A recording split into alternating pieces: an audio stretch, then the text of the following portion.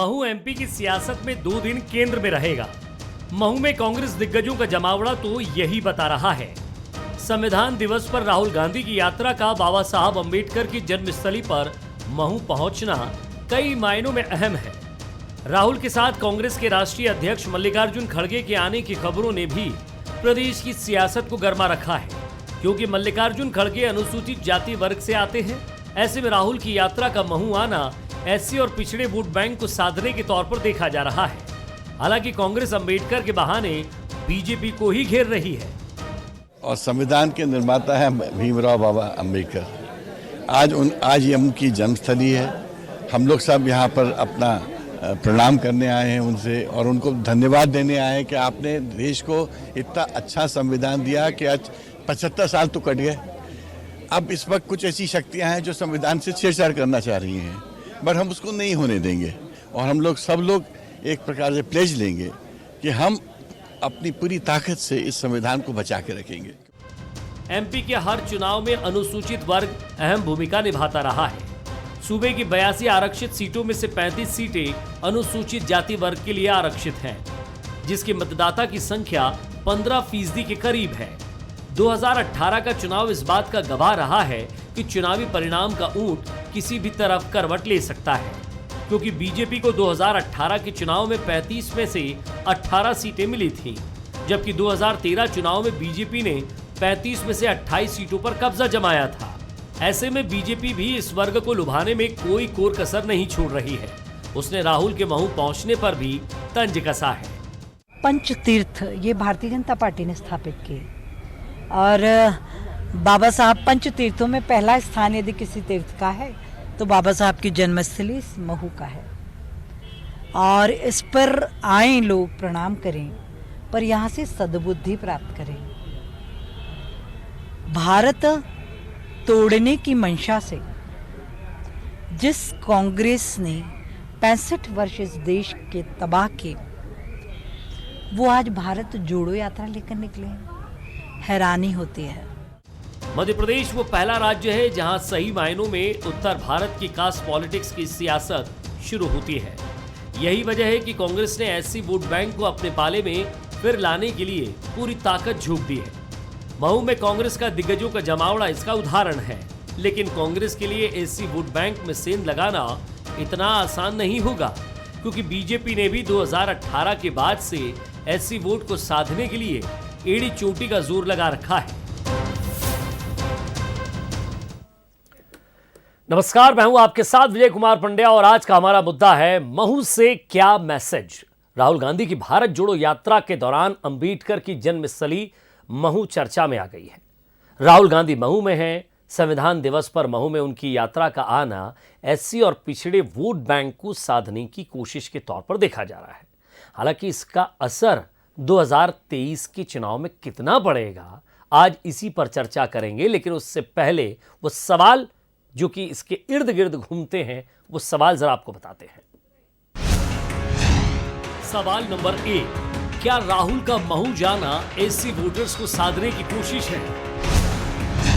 सवाल नंबर 2, क्या कांग्रेस की ये कोशिश 2023 में उसे फायदा पहुंचाएगी?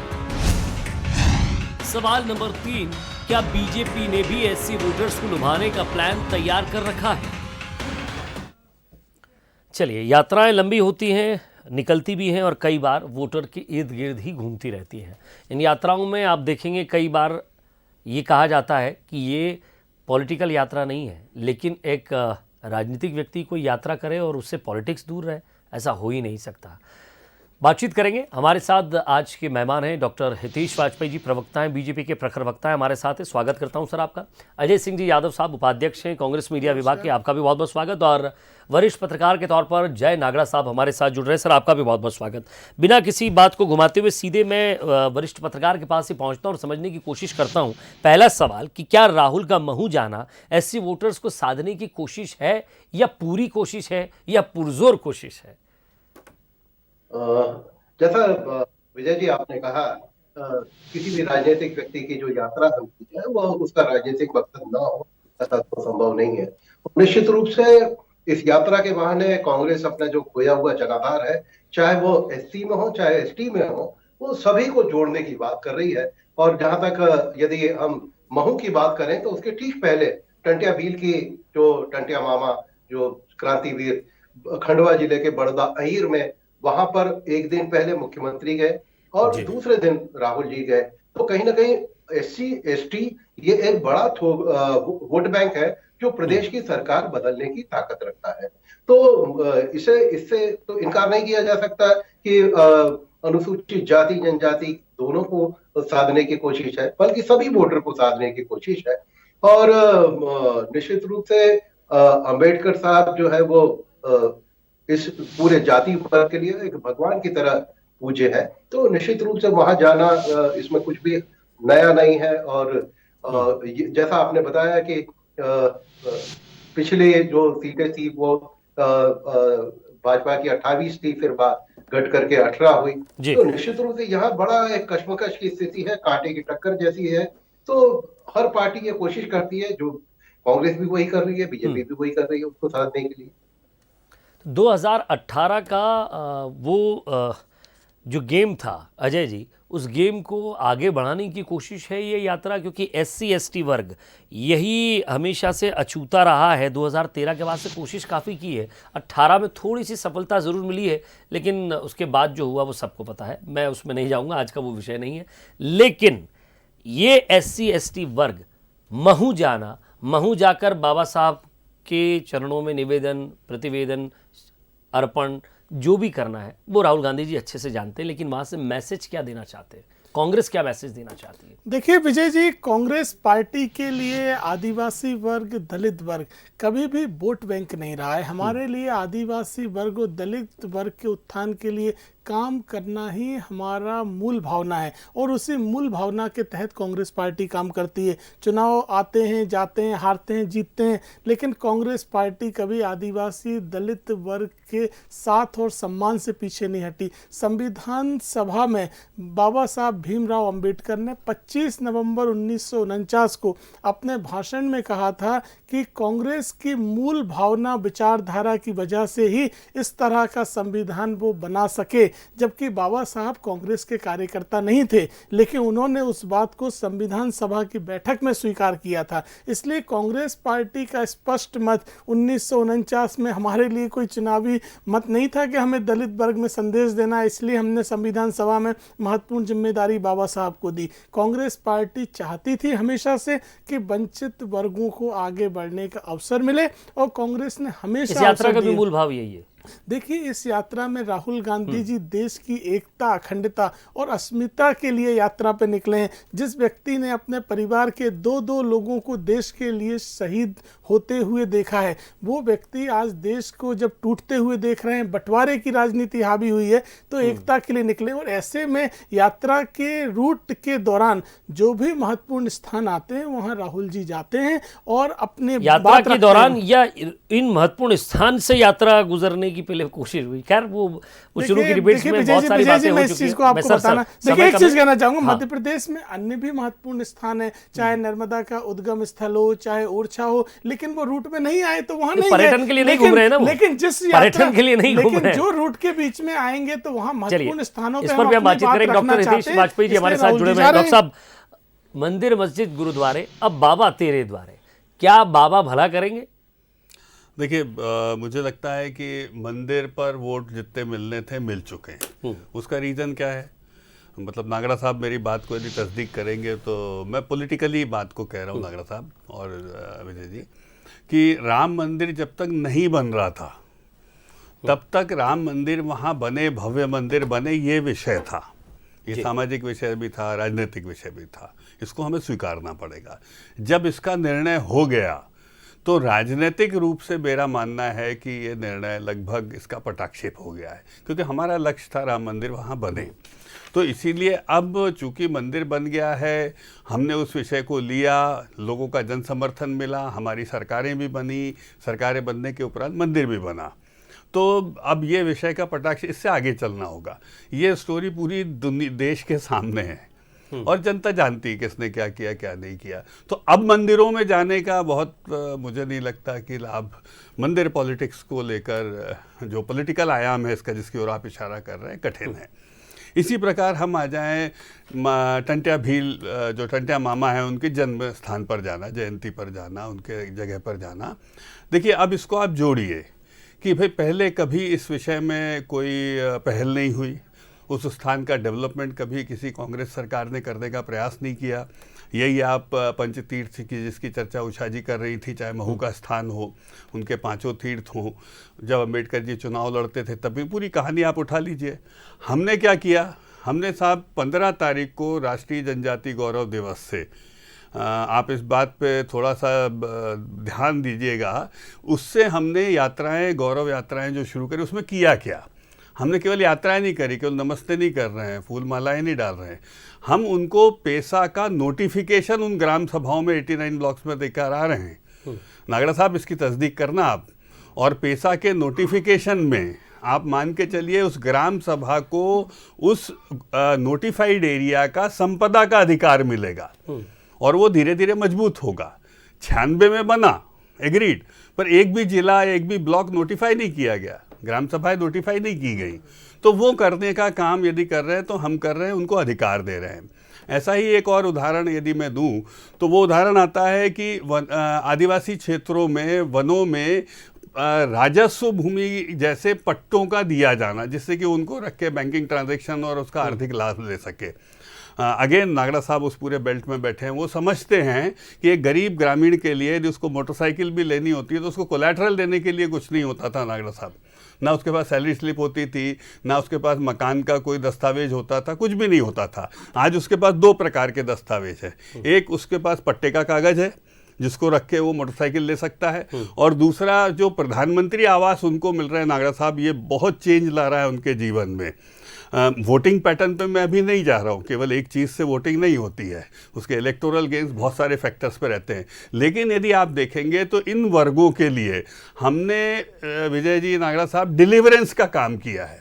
तो डिलीवरेंस को लेकर मैं सहमत हूँ, राहुल जी को जाना चाहिए और बहुत अच्छी बात है, सीनियर लीडर, कांग्रेस सबसे बड़ी पार्टी है, हमारा सबसे बड़ा अपोजिशन है, सरकारों में वो आती है। लेकिन भाई आप करोगे क्या इस बास्केट को लेकर? जब तक उनके बीच नहीं जाओगे तो आप टंट्या मामा के यहाँ खाली हाथ ले जाकर क्या करोगे, अंबेडकर साहब के यहाँ खाली हाथ जाकर क्या करोगे? तो ये तो एक प्रकार से पश्चाताप हुआ ना साहब कि हमारे नेहरू परिवार ने आपके साथ अच्छा नहीं किया राजनीतिक रूप से, इसीलिए आज हम आ गए, क्योंकि साहब हम कॉर्नर हो गए देश में इन विषयों को लेकर। अजय जी इस पे जवाब दीजिएगा, फिर मैं सीधे जय नागड़ा साहब के पास। देखिए विजय जी, तथ्य कभी भी झूठी बातों से बदल नहीं सकते। मध्य प्रदेश में 15 महीने की कमलनाथ जी की सरकार ने 1100 करोड़ का कर्जा आदिवासी वित्त विकास निगम के माध्यम से आदिवासी वर्ग के हितग्राहियों का माफ किया था, और 90 आदिवासी ब्लॉकों को स्पेशल फंड दिए थे। साहूकारी प्रथा के खिलाफ कानून केवल कमलनाथ जी की सरकार ने बनाया। पैसा कानून 1996 में हमारी सरकार ने बनाया। देश में सबसे ज्यादा आदिवासी होने के बाद भी 18 सालों तक भाजपा की सरकार पैसा कानून नहीं लेके आई। पैसा कानून नहीं लाने वाले आप हैं। पैसा कानून आप 18 सालों तक क्यों नहीं लाए, इसका जवाब दीजिए। और ये जो पैसा कानून लाए हैं, पैसा कानून जो लाए हैं, ये पूरी तरह से इसमें दिक्कत कहाँ रह गई थी? ग्राम सभा नोटिफाई क्यों नहीं? विजय जी, पैसा कानून जो भाजपा सरकार लाई है, ये बिना किसी मतलब का कोई अधिकार नहीं है। भूमि के जंगल के कोई अधिकार आदिवासी वर्ग को नहीं है पैसा कानून में। जय नागड़ा साहब, कानून लागू होना चाहिए था, तभी लाभ मिलता। मुझे बताइए, भूमि का अधिकार दिया है।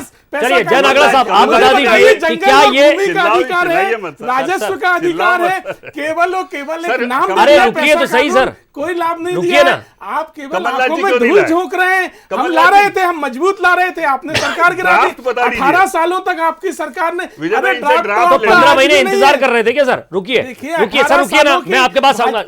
सर रुकिए, सबको समय देना पड़ेगा। अजय जी, जय नागड़ा साहब, ये जो पैसा कानून है, अजय जी का कहना है कि इसका कोई मतलब नहीं है, मतलब कि जो योजना लाई गई उन आदिवासियों के लिए। मैं करेक्ट करना चाहूंगा, मेरा कहना यह है कि पैसा कानून मूल रूप से जो होना चाहिए वो लागू नहीं हुआ। भूमि और जंगल के अधिकार, राजस्व के अधिकार तो लेने दीजिए। कानून में चलिए रुकिए अजय जी, मूल अधिकार, चलिए आपकी बात हो गई ना सर, लागू होना चाहिए आपकी बात। अजय जी के लिए कोई अधिकार नहीं है इस कानून में। जय नागड़ा साहब, एक सब क्वेश्चन जी,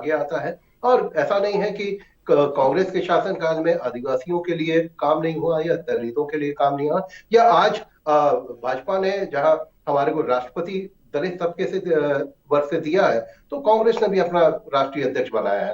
तो ये दोनों को हम दरकिनार करके, SC/ST को दरकिनार करके कोई भी भारतीय राजनीतिक पार्टी काम नहीं कर सकती। इससे कोई अब मध्य प्रदेश की जहां तक बात करें तो यहाँ पे कोई तीसरा दल नहीं है, बसपा जैसा कोई पार्टी नहीं है, तो निश्चित रूप से उसका ध्रुवीकरण कांग्रेस और सर बीजेपी एक के प्रश्न और पूछ लूं मैं नागड़ा तो साहब, जी, मैं बहुत जवाब दे रेलिवेंट। दूं या यही प्रश्न एक उत्तर प्रश्न करते रहेंगे? नागड़ा साहब, देखिए, एक विजय जी, ये प्रश्न मेरा महत्वपूर्ण बात है, है, इसलिए मुझे नहीं, जवाब नागड़ा देना साहब से चाहिए। एक नहीं, प्रश्न, मुझे बहुत अपनी छोटा मुझे सा है अपनी सर। बात जी, स्पष्ट करने विजय जी, दीजिए। देखिए, एक मिनट, आप बहुत बीच में बोल लीजिए, आप सुनिए, मैं विजय जी बोलने नहीं दूंगा। कांग्रेस ये नहीं शासित है। चलेगा, he नहीं cannot तो ये नहीं steal the चलेगा कि आप debate। कांग्रेस अरे शासित छोड़िए राज्यों आप, के नाम पर छोड़िए आप। उटपटांग बातें करें। नागड़ा साहब, आप मुझे देश में बताइए, 10वां राज्य है आपके मध्य प्रदेश, क्षेत्र से जहां राहुल गांधी पैसा निकल कानून कर लागू गए, हुआ है, और राहुल कांग्रेस गांधी जब शासित निकल कर गए छत्तीसगढ़ तो और क्या राजस्थान, देकर गए? दोनों राज्यों क्या में लागू देकर है गए पैसा वो कानून। कि हम ये कर देंगे? दोनों राज्यों में पैसा आप कानून बताइए कांग्रेस क्या की देकर गए वो सरकारों ने आपके यहाँ लागू से किया है। जब वो निकले, तो क्या देकर गए इन दोनों समुदाय? वाजपेयी साहब, मुझे लगता है कि आज के समय में कांग्रेस वैसे भी कहीं देने की स्थिति में नहीं है, न वो केंद्र में सत्ता में है, न प्रदेश में सत्ता में है।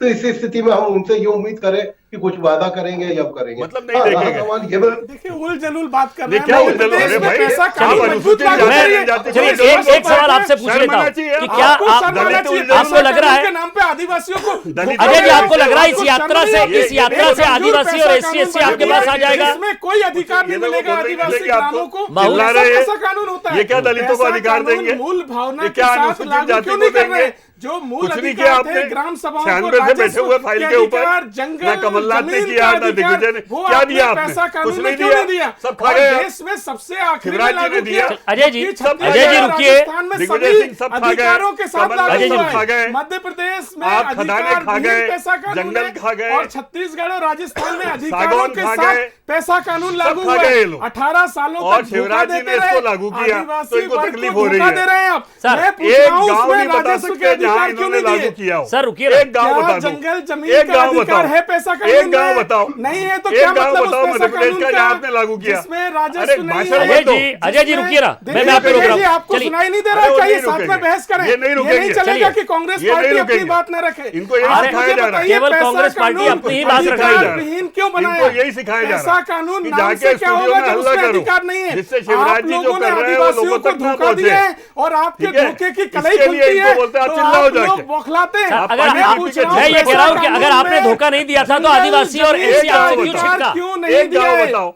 एक गांव बताओ। जंगल अजय जी, जमीन का एक गांव। अधिकार क्यों नहीं दिया है? एक पैसा गांव बताओ कानून जहां में दे दिया आपने। पैसा कानून अधिकार गांव, नहीं लाए हैं एक गांव बताओ। जंगल जमीन का नागरा अधिकार साहब, क्यों एक नहीं गांव है? बताएं, मुझे लगता है- राजस्व का अधिकार क्यों नहीं है? अजय जी, आय के कोई अजय जी, अधिकार अजय क्यों जी, नहीं है? अजय जी, बतौर ये प्रवक्ता आपने ऐसा आज अधिकार बहुत नहीं, अवैध उत्खनन ऐसा किया। कानून नहीं हो सकता मैं है। ये डिबेट में अवैध उत्खनन है सर। जब मैं आपको बोलने का मौका दे रहा हूं, आप खुद ही बोले जा रहे हैं सर। मैं दूसरे प्रवक्ता को कैसे मौका दूंगा सर? देखिए विजय आप जी, तो सर जब मेरे इतने समय शिष्टाचार पर वाले टोका व्यक्ति हैं। जाएगा तो शुरू हो गए। दूसरे अपनी बात फिर रखनी शुरू हो गए। पड़ेगी। तो सर ये 22 नहीं हो मिनट में सकता क्या है। आपको ही मैंने बोले आपसे- दूंगा? कांग्रेस है। मैंने विजय आपसे जी, यही बार बार कांग्रेस पूछा है। कि अधिकारियों ये लोगों का को गलत बात है। आदिवासियों को धोखा देने ये वाले किसी को लोग बोलने नहीं देना आज चाहते। किस बात की मैं बात बता कर रहे रहा हैं? हूं अरे तो कि जिनके मैं लिए आप कह रहे हैं उनको पैसा बात कानून समझ में तो में आनी चाहिए। जंगल इनका है भूमि ही और नहीं कुछ। राजस्व के कहाँ अधिकार एक क्यों गांव, नहीं है? एक गांव बताओ। मुझे बताइए एक जंगल गांव भूमि बताओ। का चलिए, अधिकार क्यों एक नहीं गांव है? जिसमें ये दिया है। कैसा मुझे लगता कैसा है आज कानून मामला है थोड़ा गर्म है, जिसमें जंगल क्योंकि का एक अधिकार गांव नहीं बताओ। है, SC/ST की जब भूमि भी का बात अधिकार होती नहीं है, है। आप तब धोखा दे रहे हैं आपको आदिवासी सर, वर्ग अब को। मेरा समय, मैं नहीं बोलने दूंगा आपको।